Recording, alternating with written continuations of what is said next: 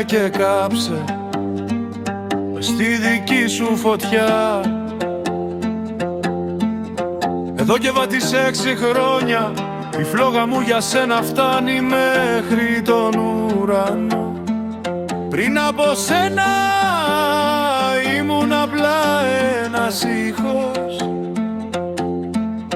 αλλά από τη στιγμή που σε είδα η ζωή μου έγινε μελωδία.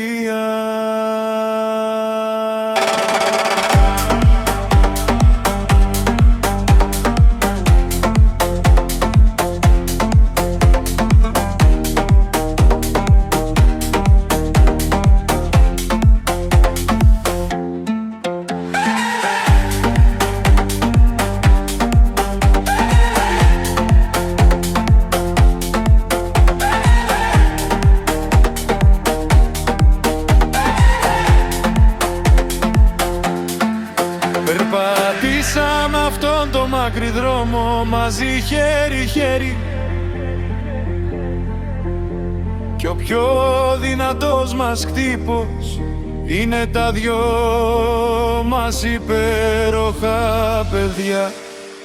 Εσύ είσαι η Ανατολή μου,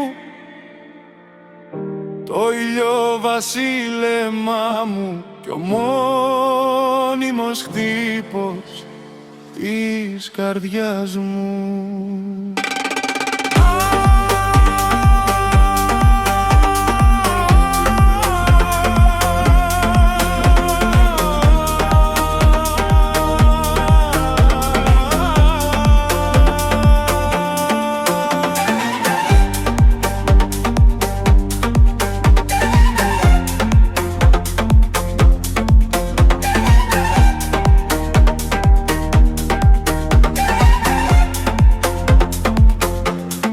Πάρε με ξανά